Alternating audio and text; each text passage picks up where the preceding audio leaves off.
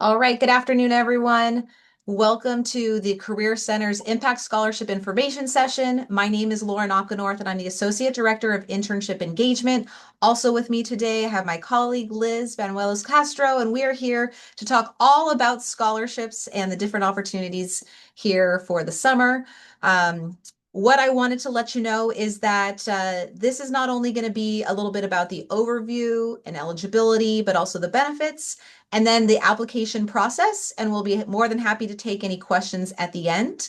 But just so you all know, we are going to be speaking specifically about the Impact Scholarship. You have probably either heard about it or maybe seen it listed on Handshake or Scholarship Universe, and that is indeed, we're very happy that you've seen that information. What I wanted to do is for those who are going to be listening to the recording, I did want to put that in the chat just so we have that available.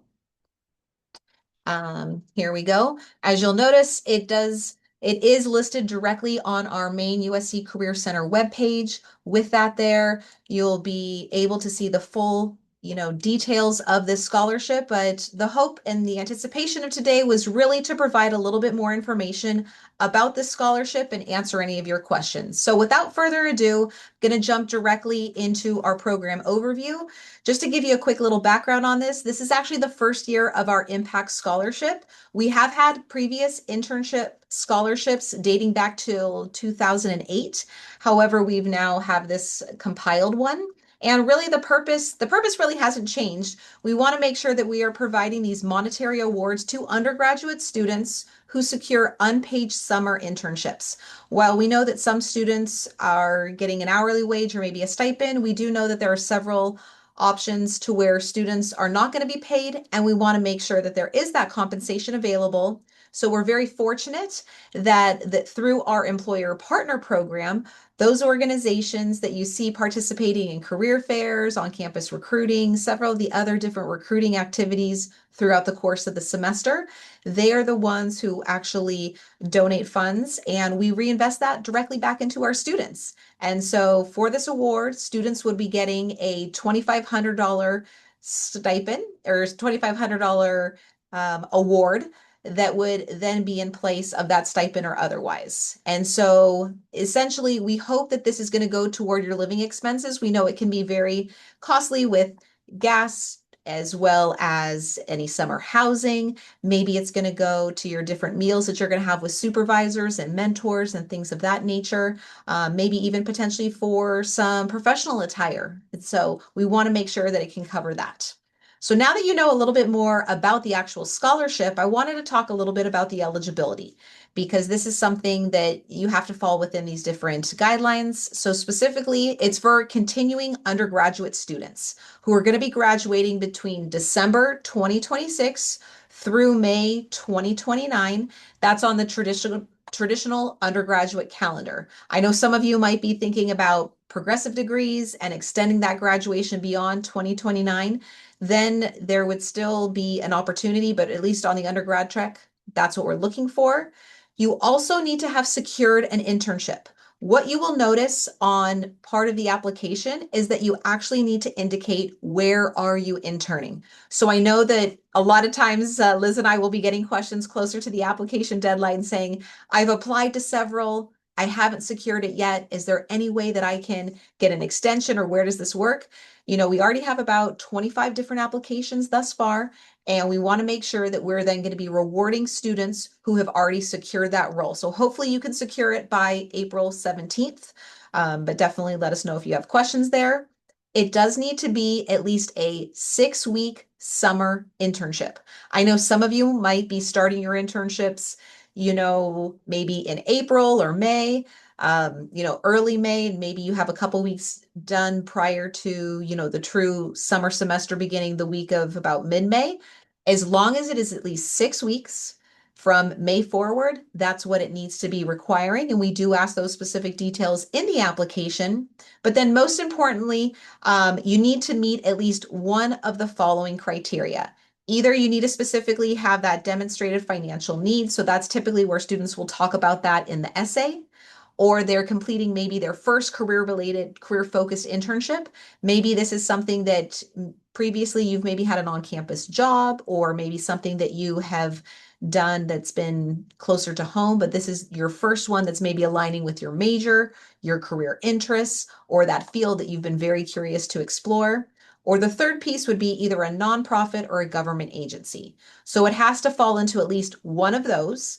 If it falls into multiple, great, wonderful. Again, on the scholarship university application, we do have students indicate which one of those they would technically be, aligning with. I know there might be some questions with eligibility, so I will wait until the end, but certainly wanted to say those are kind of the main specific ones.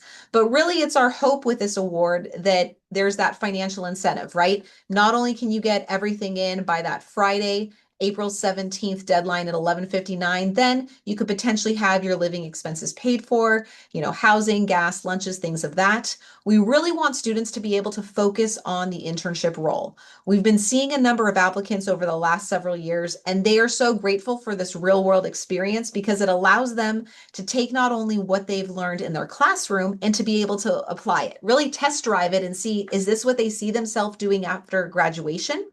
And so the hope is that by taking this award, you're going to then have to spend less time maybe in another role, or it's going to allow you to be fully immersed into this hands-on learning experience, working with mentors, maybe even learning a little bit about how this internship role could even maybe translate into a full-time role as you get closer to graduation. So there's certainly so much upside with this.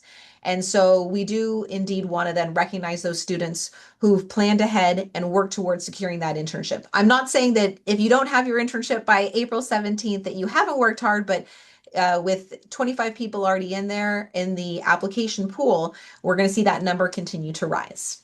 So then for the application process, I do want to mention it is a two-step application process. I'm not just saying fight on, I'm saying it is a two-step application process and that you need to submit kind of the basic information through Scholarship Universe. That is USC's scholarship platform.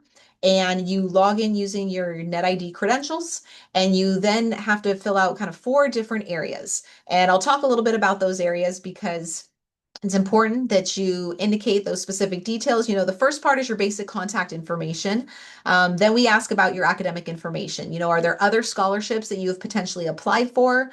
Any, majors, multiple majors or minors? And what does your enrollment look like? Again, one of the eligibility pieces was you have to be a continuing student. And unfortunately, seniors who are graduating in this May, would not be eligible. So want to make sure you're, just confirming that piece. Then for the internship, because you need to have secured it prior to applying, we do ask for where are you interning, what's the position, who is your supervisor, and their contact information as well. We have been known to reach out to supervisors just to indeed confirm that this, it is what you are saying that you're going to be doing for the summer. So we've got that.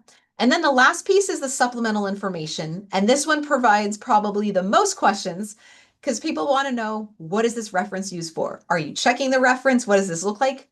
We are not checking that reference. Where I will tell you, we might reach out to the potential supervisor. We haven't reached out to the references, but we want to make sure that you're connecting with other people here on campus.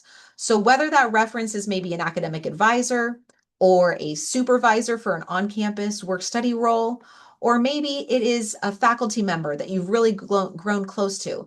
Something that both Liz and I are constantly telling students is an underutilized resource is taking advantage of those faculty office hours. And sometimes they can provide some really great feedback as far as what you can do to stand out in the field or to, put your best foot forward. So we really want you to think about who is it you want to then put as your reference. Maybe it's even someone within the Division of Student Life. Maybe it's someone that Liz and I work with through one of the many different resource centers. So make sure that you are indicating this reference there. But also it's the reminder that in addition to Scholarship Universe, again, it's the two-step process, you're going to have to also upload your documents to Handshake. So that's where you're saying, yes, indeed, I can now go on to Handshake and I can take a look at that. So that's something that's there. Then as far as Handshake, what I also wanted to do is include the Handshake listing. And let's see if I've got this. Yep, I've got that one right there as well. So here's the Handshake listing. It's the job ID number 103-49281. And so when you see that particular job ID number. It's going to then give you the full layout of going to Scholarship Universe. And then in Handshake, this is where you're able to upload some of your additional documents. We want to see a current copy of your resume. Again, one of the specific features was, is this your first career focused internship? If you've got a lot of other experience in the field, you can't then indicate that this is your first career focused internship. So we will be double checking that. But we want to know, what have you done to get involved here on campus?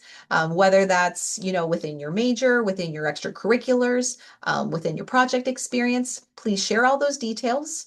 We also do ask for a copy of your STARS report. This does not need to be an official transcript. Every year, there's always someone who spends the money to try to get that transcript. Do not spend the money. Get the unofficial free version and upload a copy of it. I know sometimes they are 8, 10, 12 pages long because you have either multiple degrees, multiple majors and minors. Also, maybe you transferred, not a problem. Include the whole thing. We want to see it all to see where you are in your academic progression. And then probably the most important piece of this application is going to be this essay. One page, I put single spaced. When we did one page double spaced 10-point font, people got very creative with how, they wanted to present themselves and their story. So as we have edited the different requirements, we've said one page single spaced 10-point font. Again, this was a similar scenario with what we've done with some of our previous scholarships, but really we want you to be able to explain, how is this major or academic program, and then your eligibility and your internship, how is this experience going to be impacting, your career, both in that short term and long term? Really dive deep into it. A lot of times students say, is it going to feel like I'm going through my college applications again? Yes, you are. And you know what? We encourage that. We really want to make sure that you're putting all that information in there because we want to hear your story. This is your pitch. This is where we want you to share a little bit, because there's not any interview. As far as the committee, it's going to be at least 3 individuals from the Career Center who are going to be reviewing these documents. And we want to make sure that when we're reviewing them, that we're seeing, yes, I see that this student would be very deserving of that. So want to make sure that you do put a lot of time and effort into that. We're also asking you for a copy of the internship job description. So anything that you have applied to, or anything that you've seen on the organization's website about the type of work that you're doing. I know sometimes there's a very basic job description, or maybe it's an offer letter, something like that. Include those details. We also want a sample budget for the scholarship use. So how do you plan on spending the funds? It would be $2,500 for at least those 6 weeks. How would you go about in spending that? We really want to make sure that students are being responsible with it. So we do ask for those details. And last but certainly not least, as a new feature with our scholarships, we want students to be able to complete our summer experience survey. So this is something that maybe you've heard a little bit about this, or you've seen us out there at the farmers market, but we're asking students, how is it you're going about and spending your summer? If you're applying for this internship scholarship, you're going to tell us how you've accepted the internship. And, please be sure to indicate the details with where you're interning. I think we do ask a little bit more details regarding, is it paid or unpaid, and supervisor information, but we need you to get all that information no later than Friday, April 17th, 11:59 p.m. We will be reviewing these applications really starting now. Because we have some applications in, there's no time like the present, and we want to make sure that we're reviewing them now. But decisions will be made by Friday, May 1st, and then distribution will typically happen by mid-May. Students do receive the funding in a lump sum, and it would then either be kind of like any sort of on-campus work. It's either in a direct deposit form or a paper check if that has been requested. So one of the questions that I always get from students are, what can I do to make my, application stand out? There's so many different components, and I always go back to the essay just because we want to know, how is this experience going to align more with any of your goals, any of those long-term aspirations? Really think about that. And so it's kind of one of those things, you can't wait till just a couple days before the deadline to write a really, heartful, impactful experience about it. But we want you to take some time about that and not just think about, those goals, but how is it going to even impact your full career? So think about that. Also, I want to remind students that this is not one of those scholarships where if you apply, you're going to, everyone who applies is going to get the funding. Unfortunately, we have, a limited number, and it's typically anywhere between about, 15 to 20 students who will be awarded this funding. So definitely make sure you are presenting yourself in the best of light. And I always recommend students apply before the deadline. I can't tell you the number of times I hear from students, guess what? I missed the deadline by 5 minutes. Make sure you plan ahead. My recommendation is, and something that I heard once is someone said, early is on time is late. So really think about trying to apply before that deadline. So hopefully that offers a little bit more insight. Well, I know that I have gone on and on and on for the last 20 plus minutes or so, but I wanted to offer some time for questions. So at this point, do people either want to put their questions in the chat, whether they want to put them generally out to the chat or they want to send them directly to me? I would certainly welcome them. Or if you want to take yourself off of mute and even show yourself on video, please make yourself available.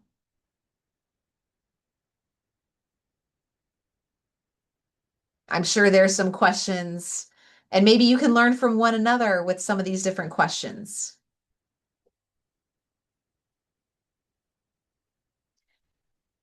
I was going to say, I did want to clarify eligibility for any progressive degree students. I know every year there are a handful of students who say, I'm in the progressive degree program. Am I eligible or not? Maybe they have a graduation now that's going to be, May 30/30. Not a problem. If that's the case, then you would still be eligible. I think the biggest one is probably then for those senior students who, even though they technically could graduate from their undergrad program this May, they're staying for an additional year to May 2027 with the PDP program. The biggest thing to know is you need to be doing undergraduate coursework at least next fall in order to be eligible. And that's why we do ask you to send the multiple pages of the STARS report, just so that we can indeed indicate and see that specific, detail there. So there's that. And then Jamie, yes, please, what is your question? Thank you so much for being so brave. Hi, I'm Jamie, and I do have a question about the eligibility because there are three options, right? One is like I have to work in either nonprofit or government unpaid job, and the other one is it has to be the first career focused internship. So for me personally, because my major is public policy, so I do have a lot of like volunteer experience, I will say, in different like or organization, I would say. But technically, I don't know how do you count that as like the first career focused internship. I feel like it is a little bit blurry for me in this point. So I'm not Sure. sure whether like I think I can indicate it in my personal statement, but my question is, should I select both or should I only select one like for nonprofit? Right. So in that case, if you are working and it is indeed a nonprofit, just to clarify, Yes, so I would then suggest nonprofit. And as the nonprofit, are they calling it a volunteer role or are they calling it an internship role? an internship role. Because they're calling it a internship role and it's the first internship, I know that a lot of times, Yeah. students are coming in with even more experience, right? And so the fact that you have had some of this volunteer experience in the past, typically with an internship, it's going to be a little bit more focused. Maybe it's a little bit more of a time commitment, or maybe Mhm. even a leadership role. Maybe in this case, you might be in charge of the volunteers, or you might be providing some examples or maybe creating opportunities for them. So in this case, I would suggest that you indicate for both. Okay, got it. Thank you. Thank Yeah. you for the Mhm. clarification. Thank Oh, you for asking your question. and also, I don't think you mentioned that, but I am an international student, so I want to know, is there any proof or like documents that I need to submit regarding to the scholarship? So international students are eligible for these funds. We've had familiarity with it because I've managed the scholarship programs before this year. And so how it works is that as far as the distributions of funds, it happens a little bit differently, but they've got to do a different set of paperwork. But international students would be eligible for these funds. Okay, is it the same as like the on-campus job distribution for the funding? I'm not 100% sure on that process of Okay, it, because I don't handle that end of it, but you would probably be more well versed in that. But we do work with, I believe it's Provost Payroll. Is that typically who you've worked with? yes. Okay, that's the extent that I know. I don't want to try to give out any other additional information, but I do know that it is through their office in particular. So hopefully that offers a little bit more insight because I know that being here on a visa, things are handled in a very systematic approach. So I do know that it is managed that way. Yeah, I just want to know if I need to submit any additional document other than the documents listed in Handshake and the scholarship, you know? At this point, so what happens when students find out whether or not they were selected on May 1st? Then as far as the payroll processing piece, there is another set of paperwork that is required of the students that I would then be following up with the selected candidates regarding that process. Like typically what happens is students are notified on May 1st and then I say like, are you going to accept the scholarship? If you do, then you would need to complete this paperwork by this particular date and time. Mhm. I see. Understand. Thank you. Of course. Thank you for your questions and attending today. Thank you. Of course. Any others? I think that's it for now. Liz, was there anything you wanted to mention? Yeah. I guess a question from the audience is also, is there a minimum number of hours you need to complete at the internship to be eligible? Good question. Minimum number of hours you need to have in order to be eligible. We typically say, it's probably around that. It's like if I want to say about 15 hours typically. I think sometimes 10 is a little too few. 20 is sometimes the max of the part-time, in that case. So I'm going to go with 15 would be the minimum number. While I know that especially in today's internship phase, there's students who are doing in-person versus hybrid versus, full virtual. But it would need to be at least 15 hours a week for at least 6 weeks minimum. Hopefully that answers that. And then follow up would be, does it matter if it's a remote internship, hybrid, or in person? It does not. It does not. I know we're seeing a lot more variety. As you can imagine, back in 2008, everything was in person. And so, please definitely let us know. I think we will be double checking, and fact checking. So if you say like, I'm taking this remote internship, so I need gas money. I'm gonna be like, why do you need gas money if it's remote, So we are gonna make sure that people's story is adding up, of course. So just make sure that that's properly there. Or, if you're saying I would like to account for, gas and then daily meals with the team, they go out to eat as, part of their company culture is that they go out 3 times a week and I'm not used to spending you know, 20 to $25 a day on lunch. Um, I need to factor that in. But then if you tell me that it's a remote internship, I'm gonna be like, wait a minute, your story is not straight. So let's make sure that everything is consistent. But it could be a virtual or hybrid option. Mhm. Great questions, Liz. Other questions from the audience?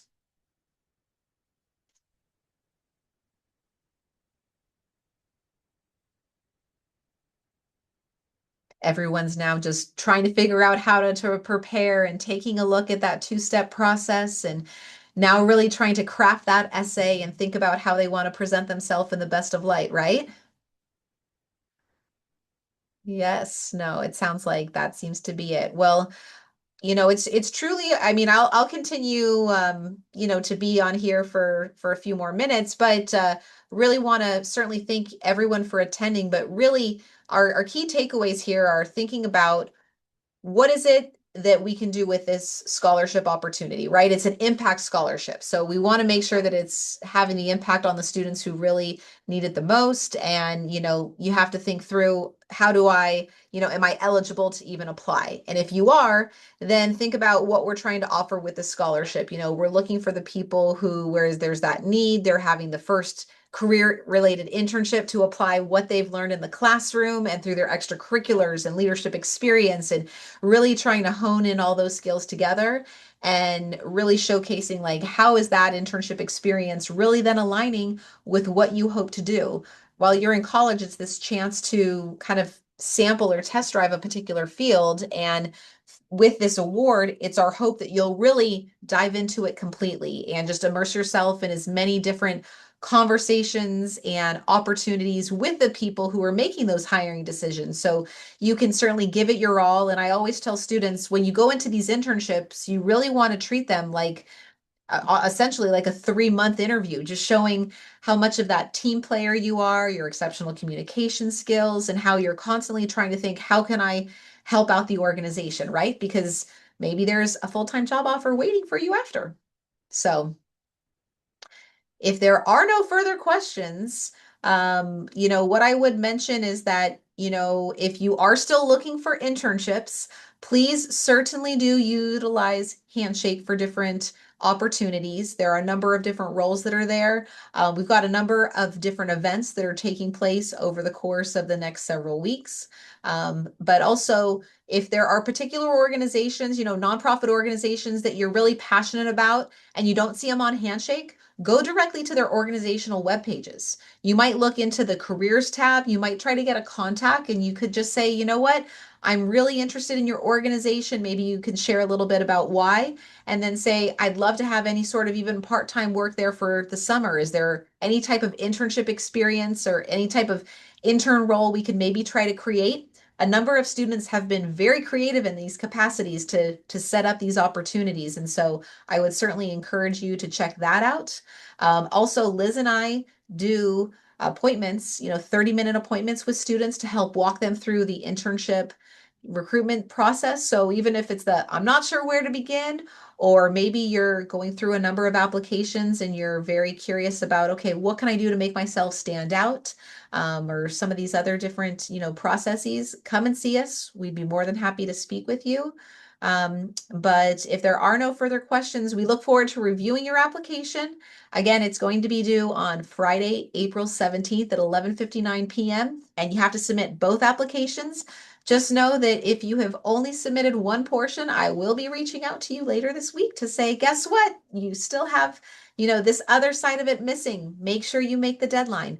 There's still 16 days away from, that's not an April Fool's joke, still 16 days before the ad application deadline. So still plenty of time to work through the recruiting process and submitting both elements. But if there's no further questions, then I'm going to go ahead and sign off. But I thank you all so much for participating. Is there a question? Not a question, but Lauren, do you want to give them a contact email in case they have questions? Sure. I was going to say we have our email addresses. My email address is just Lauren TH. I will put it in the chat just so that it's there. But if you do have specific questions, thank you so much, Liz. That's my email address.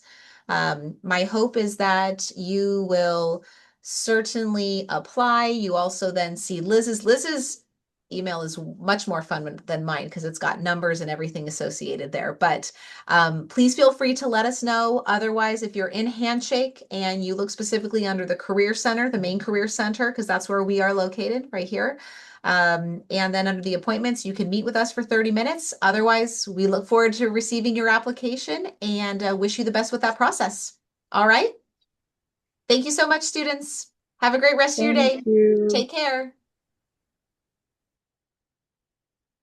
Thanks. Thank you.